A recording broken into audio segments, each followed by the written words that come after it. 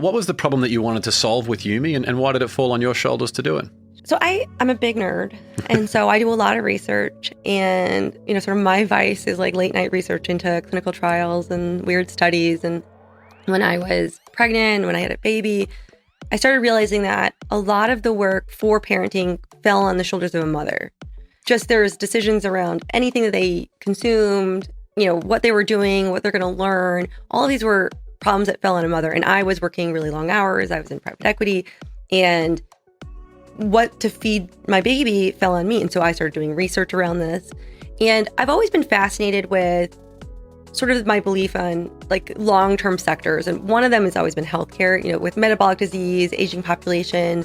That entire sector, I think, is interesting and will change. Also with food, I think, obviously I eat, but I've always been interested in like how the agricultural system will change and what's going to happen there. And when I started researching around childhood nutrition, I was sort of gobsmacked that early childhood nutrition is a period that is actually epigenetic. So that means it alters the expression of your genes. So, people are like, oh, they're born this way. It's actually this nutrition in this period can actually alter that. And sort of easy examples of that are you don't get enough vitamin D, you can get rickets, or calcium, you can get rickets. You're born, you can't like grow as much. There's, tons of sort of examples around that, but it's actually true for across all vitamins and minerals. So, if you don't get enough iron, your brain doesn't have enough to make neural development. And so it can stunt your IQ. And knowing this really started opening my eyes to sort of growing disparities. So between, affluent cultures, between places in the world where people live, but if you don't have access to the right nutrition, it can actually change your trajectory. Mm-hmm. And particularly when it comes to feeding your kid, a lot of people don't have a choice. They have to buy commercially made food. They don't have the time or the resources to make everything at home. And if you take a step back on who that affects, it often affects working parents. It affects people that aren't as affluent.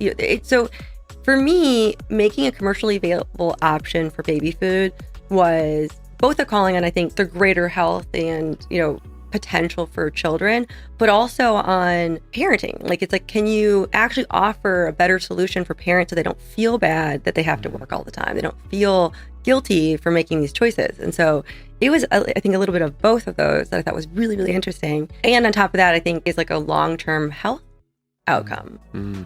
And the first 1,000 days there, it's not the 1,000 days from when they're born, is it? It's actually the 1,000 days that you're talking about in that example is in the womb? Yes, in utero. So and if you think about it, that makes so much sense, right? That is why your doctor prescribes prenatal vitamins. That is why, it is the actual nutrition that you're getting, right?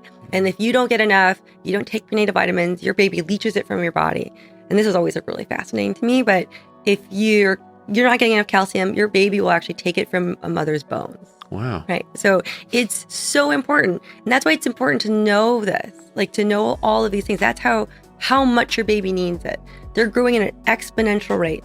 Of course, they're going to need an exponential amount of these things to make that happen.